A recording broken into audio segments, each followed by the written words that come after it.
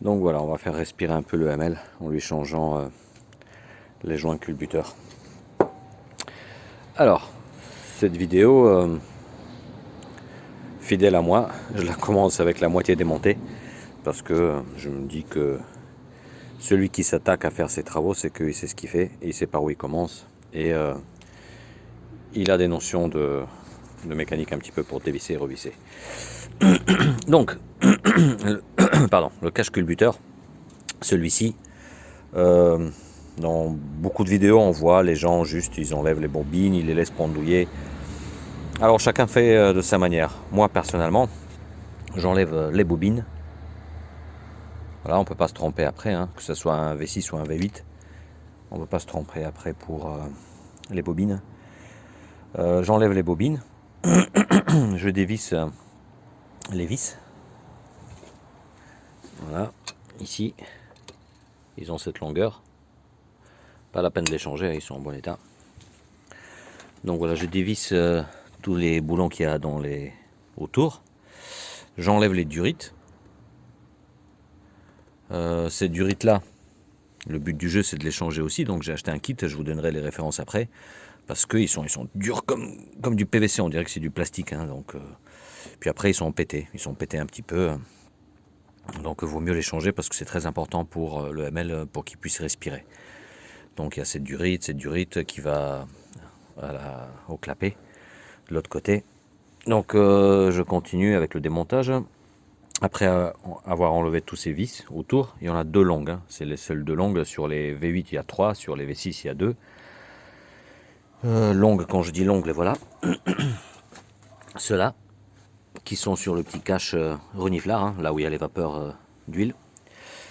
Une fois qu'on a enlevé les caches, donc je parle des caches culbuteurs et celui qui est celui-ci. Voilà, on l'enlève quand il est sur le moteur, c'est plus facile. Moi personnellement, je l'ai démonté, je l'ai mis sur la table et avec un petit levier, j'ai décollé. Hein, c'est de la pâte, c'est du silicone, ça s'enlève facilement. Après, on nettoie. Voilà, on revient ici. Pourquoi on revient ici? Ah oui, très bien nettoyé. Donc attention à ne pas faire tomber quoi que ce soit. Hein. Donc on travaille vite, propre. Et on n'essaie pas de faire tomber des choses dedans. Parce que, comme vous voyez, c'est ouvert. Donc très important de faire nettoyer cette partie-là. Qu'on la voit bien briller parce que c'est le joint qui colle dessus. Donc moi j'ai déconnecté les injecteurs parce que j'ai les injecteurs bleus. J'en profite pour mettre des rouges avec plus gros débit. Parce que je roule à l'éthanol. Mais ça c'est autre chose. Hein. Donc je disais, on nettoie tout ça bien comme il faut, pour que ça soit pas huilé, que ce soit bien propre. On fait très attention à l'extrémité du cache, parce qu'il y a beaucoup de saleté. On peut les nettoyer avant, moi c'est ce que j'ai fait, j'ai nettoyé avant. On enlève le cache culbuteur. Le voici. Rien de spécial. Hein. Il a son petit joint qu'on doit remettre après à sa place. Petite particularité, vous voyez ici ce trou. Celui-ci doit être présent sous ce cache. Donc une fois qu'on l'a enlevé, hop, on le retrouve ici. Vous voyez? Eh ben non, vous voyez pas. C'est parce que c'est rempli de saleté, justement. C'est ça le plus grand but principal quand on enlève ce cache. Non seulement de nettoyer, moi j'avais pas beaucoup d'huile, hein, non seulement de nettoyer, mais de faire de sorte qu'on puisse voir à travers ce petit trou. Très important. Moi, chez moi, il y a plein de saloperies, on voit que dalle. Donc ça, c'est la première chose à faire. Hein. Je vais bien le nettoyer et le souffler. Il faut que je vois à travers. Donc ici, il y a pas mal de saleté qui s'est déposée. Pour le petit cache, il n'existe pas de joint. C'est à nous de le faire. Donc je ne l'ai pas encore nettoyé, puisque je me suis rendu compte que j'avais pas la pâte à joint. Je suis allé chez Noroto vite fait. J'ai acheté à 13 euros silicone noir. Donc comme ils disent, hein, résiste aux hautes températures des moteurs essence et diesel. De moins 50 à 250. Vibration, pression, température élevée, blablabla. Donc voilà, c'est ce que je vais utiliser. Il y a la petite pointe là qui me permet de faire un bon petit filet. Un filet assez petit pour pouvoir justement dans cette rainure le mettre. 4 joints on se fait avec le silicone ici, ici, ici, ici. Donc 1, 2, 3, 4 autour. On passe bien le contour, plus à l'intérieur bien sûr. Le temps qu'on fasse ça, après on peut remettre le cache, hop, on le serre un petit peu. Parlons Newton-mètre, hein. Moi je vais le serrer à 7. Et dans une petite demi-heure, je vais le resserrer. Je pense de mémoire que c'était 10 Newton-mètre, mais on va voir, je dirai après. Là comme ça de tête, j'ai pas ça en tête. Voilà, on nettoie tout comme il faut. Alors pas la peine de le faire briller, hein. Chacun fait comme il veut. Moi, voilà, je considère qu'il est suffisamment propre de ce côté-là. À l'intérieur, pareil, hein, j'ai utilisé du nettoyant frein. J'ai utilisé aussi une brosse à dents, une ancienne brosse à dents. Dans le commerce, dans les grandes surfaces, on les trouve, hein. Ces brosses à dents, ils valent rien du tout pour se brosser les dents, mais pour nettoyer, c'est super. J'ai aussi trouvé un super dégraissant 3 en 1. Bon, ça va, hein, il fait son boulot, il a une bonne pression. Quand je prise dessus, ça arrive à décoller les saletés. Donc tout ça c'est nettoyé. Maintenant, quand je enlevais mon cache culbuteur, j'avais de l'huile dans la rainure. Ce qui veut dire que ben, j'avais des fuites. J'avais des fuites qui venaient vous voyez ici, sur le collecteur. Voilà, des gouttes, des gouttes, des gouttes. Et quand le moteur il est froid, ben voilà, ça se dépose sur le collecteur. Quand je démarre, il chauffe, ça commence à chauffer. Ça dégage une fumée, une odeur. C'est pas trop agréable. Et puis voilà, il faut qu'on bichonne nos petits ML. Donc voilà la raison pour laquelle je change les joints culbuteurs et en même temps pour avoir toutes les prises d'air, parce qu'il est un peu capricieux le ML, toutes les durées d'air, y compris celle qui est derrière. Je vais vous montrer après, il a une particularité aussi. Voilà, donc là c'est parti pour déjà coller celui-ci, ce petit cache. Je remets le joint, j'essaie de fermer au plus vite pour que ça ne soit pas ouvert comme ça, sait-on jamais. Après je m'attaque à celui-ci et par la suite je vous dirai pour les durites, l'ensemble, les numéros de référence, le prix chez Mercedes. Voilà, c'est parti. Voilà, je suis arrivé au joint. Donc j'ai pris 2 joints différents. Un d'origine Mercedes pour le côté droite et un pour le côté gauche de chez Febi. Donc pour voir là la différence. Déjà au toucher, celui des Febi, le caoutchouc, il est vraiment plus élastique. On dirait quelques microns peut-être de moins de gomme de caoutchouc, je ne sais pas, mais il est vraiment il est vraiment très souple, très élastique.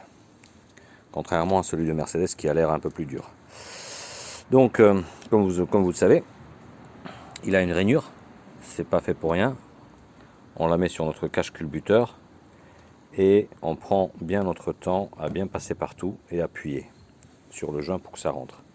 Aux extrémités, alors aux extrémités, c'est fait spécialement la rainure, hop, voilà. Celle-ci, elle doit rentrer aussi, hein, elle doit rentrer aussi. Et derrière, on retrouve cette oreille qui la maintient. Vous voyez? Donc la rainure, elle rentre aussi. Ici, de l'extérieur, du moins de l'extérieur, de côté, on voit comme ça. Donc vous voyez un jeu, j'appuie bien comme il faut partout sur le joint pour qu'il rentre bien dans la rainure. Voilà, on fait le tour. On fait le tour, on appuie. Et dans tous les cas, ce qui se passe, c'est que quand on retourne le cache culbuteur, par exemple, voilà, je vais le retourner, il faut que ce joint y tient, qu'il ne tombe pas tout seul. Pour la simple unique raison que quand on va le mettre, c'est pas pratique s'il nous tombe sous la main. Donc là, j'ai collé le petit cache en dessus, qui est, vous voyez, légèrement la silicone elle est ressortie. Alors j'ai pas serré à fond dès le premier coup. Pourquoi? Parce que sinon, ça c'est un avis personnel, hein, je vais faire sortir toute la pâte. Donc j'ai serré un petit peu, le temps que je remets le cache culbuteur à sa place, le temps qui durcit un petit peu, on va dire d'ici une vingtaine de minutes, une demi-heure, voire peut-être plus. C'est à ce moment-là que je vais resserrer les vis du petit reniflard là. Voilà, donc j'appuie bien sur le joint et je vais aller le poser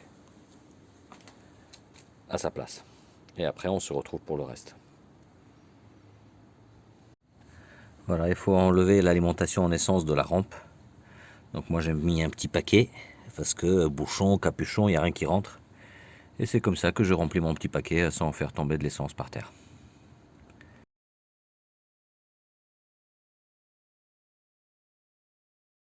Voici le deuxième cache culbuteur, qui est de ce côté-là, côté gauche. Rien de particulier. Bon, comme je vous ai montré l'alimentation en essence de la rampe d'injection, il faut faire vider l'essence un petit peu. Pareil, faites attention, nettoyage tout autour comme il faut. Donc ça je vais le faire dans un deuxième temps. On revient sur le cache culbuteur, rien de particulier hein, comme l'autre. Donc moi, oui, je sais pas pourquoi je fais comme ça, mais j'enlève tout le cache et après je lutte avec le petit reniflard. Alors lui, comparé à l'autre, il a trois petits vis 6 pans. Ici, ici et ici. Et après, il reste plus qu'à décoller. Donc moi, j'utilise un petit pied de biche. Normalement, j'ai une petite gomme là, que je sais pas où elle est. Il faut que je le retrouve. Et je viens me mettre ici comme ça, paf. Ou bien, je mets le marteau. D'ailleurs, c'est un marteau en caoutchouc. Je tapote un petit peu pour faire quelques vibrations. Donc voilà, sur ce cache, rien de particulier. À l'intérieur, bon, pour moi c'est propre. Pareil, il y a de l'huile dans la rainure. Partout. Ce qui veut dire que voilà pourquoi sur les collecteurs j'avais des traces d'huile. Voilà, et ben je continue à démonter et remettre à la pâte, etc.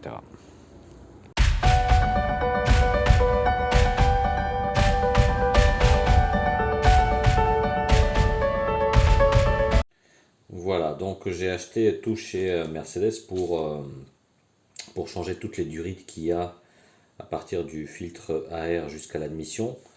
Je vous montrerai après quand je les ai enlevés et je vous mettrai toutes les références à part. Donc on va commencer par cet embout qui est juste derrière, là où il y a le clapet d'admission. Normalement quand la plupart des gens ils enlèvent, ils ont ce petit tube qui casse. Donc moi je l'ai enlevé mais il n'est pas cassé. Ceci dit, il est bien mou, il est souple, hein, c'est du caoutchouc. Chez moi, toutes les durites que j'ai enlevées, ils étaient vraiment comme du PVC, dur de chez dur. Donc voilà, on commence par celui-là. Il y a les deux autres tuyaux qui vont vers le récupérateur de vapeur d'huile, comment on les appelle, les reniflards. Maintenant, je vous dirai pas, je sais pas qui est qui, hein, mais on va dire que ça va comme ça. Et je crois que celui-là, il va partir de là, il va venir ici. Pareil, côté droite, j'ai encore une durite qui va, pareil, je crois que sur la turbulure, c'est celle-ci. Encore une, ben, je me rappelle plus, mais je verrai sur place où elle est. Je me suis permis aussi d'acheter les... comment ça s'appelle ce truc? Des raccords de la turbulure. C'est pour accorder ces tuyaux. Il faudra ces petits raccords. Donc ils coûtent pas cher, hein, ils coûtent 1,48 €. Non, raccord, ils coûtent 1,74 €. Du coup, je les ai achetés aussi. Et j'ai acheté le joint, celui qui est qui va du filtre à air et juste à l'entrée, avant d'entrer au clapet d'admission. Donc je vous mettrai la référence parce qu'il y a deux références. C'est les derniers chiffres qui changent et c'est au niveau du millimétrage. Il y a une ancienne référence qui n'existe plus depuis quelques années. Elle est un peu plus grande et ça c'est la nouvelle référence qui est la bonne. Donc ce joint et bien sûr vu que j'ai dévissé les petits caches qu'il y a sur les caches culbuteurs, là où il y a les vapeurs d'huile, hein, récupération, j'ai acheté aussi les 5 voilà. Les 5 vis qui vont avec, puisque c'est de l'alu. Donc la théorie et la pratique, elle dit que quand on dévisse dans du alu, on doit obligatoirement changer les vis. Donc voilà, tout ça c'est mon kit. Et j'en ai eu pour 60,83 €. Les prix, vous les voyez, je vais pas vous mettre les prix, mais c'est pas si cher, hein. Ce prix-là tient compte de ma réduction 15%. Mais ceci dit, voilà, c'est pas si cher. Pour moins de 100 €, vous pouvez changer tous ces durites et repartir bien. Donc les durites, ils sont vraiment souples, ceux-là. Ils sont vraiment du bon caoutchouc. Et les miennes, ils sont vraiment cassantes. Donc je les ai enlevées. Comme je vous ai dit, c'est vraiment, on dirait du PVC. Si je la tords comme ça, je la casse, je pense. Voilà, ça permettra de redonner une nouvelle vie au ML, puisque il est très sensible à tout ce qui est côté air. Donc les ratés, des tremblements, ralenti instable, des accélérations avec des trous, en fait tout ce qui est lié dans ce circuit d'air. J'avais pas un problème, mais vu que j'ai enlevé déjà les caches culbuteurs, tant qu'à faire, on change tout. Voilà.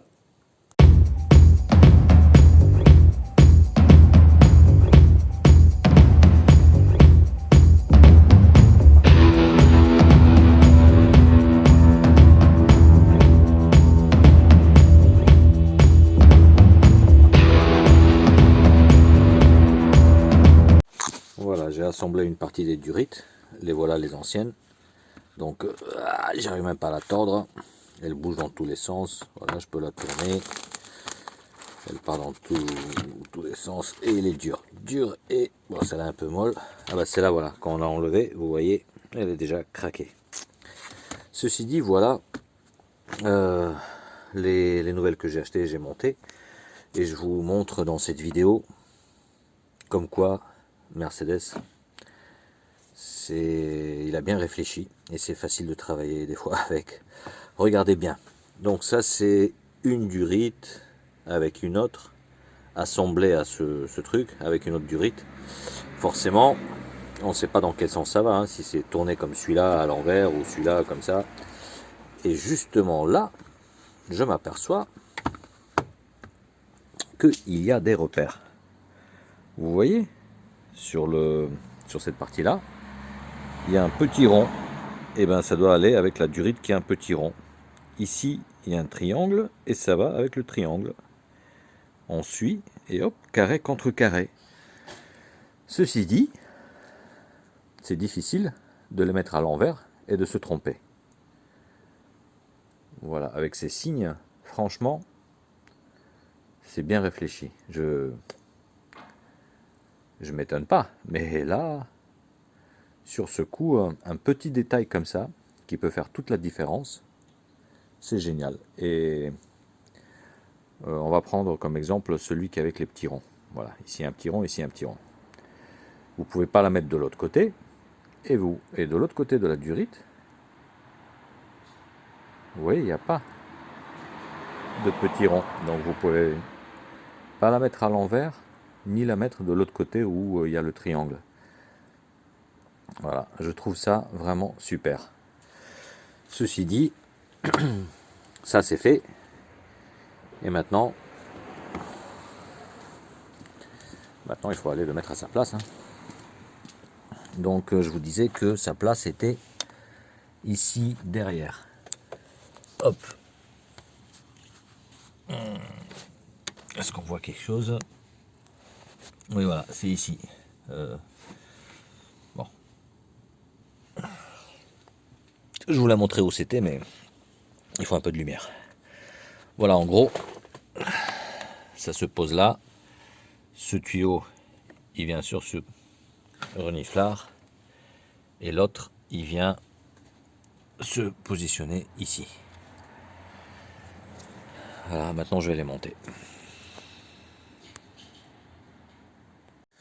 Voilà que les tuyaux ils sont mis. On arrive à celui qui va au débitmètre et après au filtre à air. Le joint dont je vous parlais, celui-ci, qui est juste à l'entrée du clapet, il vient se positionner ici. Donc moi je vais dans un instant essuyer tout ça proprement. Bon, il y a toujours un peu d'huile, c'est normal. Donc ce joint, il vient ici. Vous voyez ici, c'est là où vient se clipser le joint parce que lui aussi il a des petits qui ressortent, voilà là, les petites dents carrées là qui ressortent, elle vient se clipser ici. Donc il se clipse ici et comme ça, ainsi le joint il bouge pas. La dernière durite qui est restée, la voici, celle-ci, qui vient sur le reniflard aussi, ici. Hop, où est-ce qu'on est? Voilà, ici.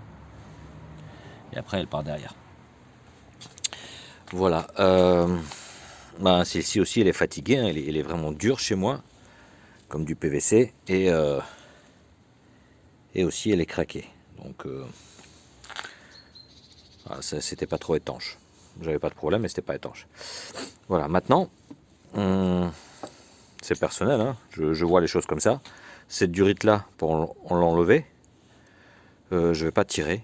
Je vais pas essayer de tirer dans tous les sens, l'incliner, etc., pour la sortir, puisque dans tous les cas, elle sera jetée.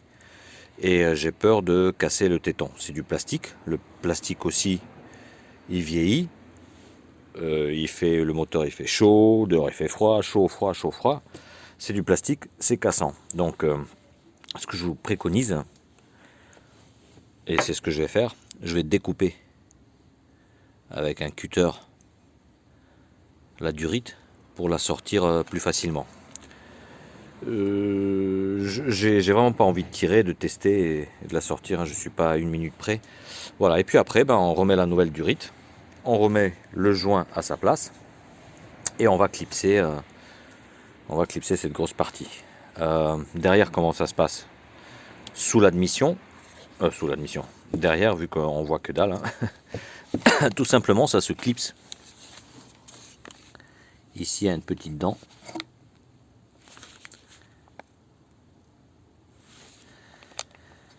Il faut entendre un clic, il faut l'appuyer. Et vu que c'est conique, ça va faire un clic. Et c'est comme ça qu'on sait qu'on l'a bien mis. Après, on va essayer de la retirer. On va voir qu'elle tient. Là-haut, c'est pareil. Hop, elle a son emplacement avec ce système assez ingénieux aussi. Il y a une partie qui va rentrer. Ça va l'écarter. Pas plus que ça. Plaf, après, ça se clipse et ça tient super bien. Très important à faire l'étanchéité. C'est quand même le clapet. C'est très important. Voilà, ça, si ça vous gêne, ça, par contre, vous pouvez le virer. Voilà. C'est un petit tuyau, il est déjà... déjà, il a un grand petit jeu. Grand petit jeu, n'importe quoi. Bon, il y a un jeu déjà. Peut-être que... Voilà, peut-être que je vais aussi mettre une petite bande, vous savez, comme pour les plombiers qui utilisent, comme un scotch blanc, mais spécial pour la tuyauterie. Peut-être que je vais mettre un petit peu, parce que regardez, il y a un jeu. Bon, ça, je vais peut-être le virer. Normalement, je l'avais enlevé pour enlever tout le tube, c'était plus facile. Ça gêne pas. Ça gêne pas non plus. Vous pouvez le tourner vers le haut. Voilà.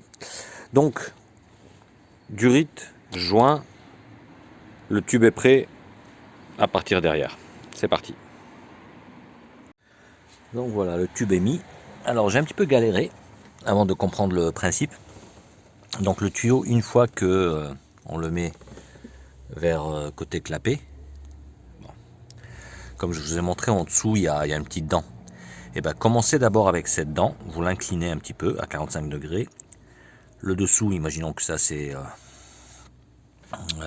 le bitonio avec la dent qui sort. Vous l'inclinez, vous clipsez la dent, et à ce moment-là, hop, vous le relevez pour qu'il clipse ici, dans...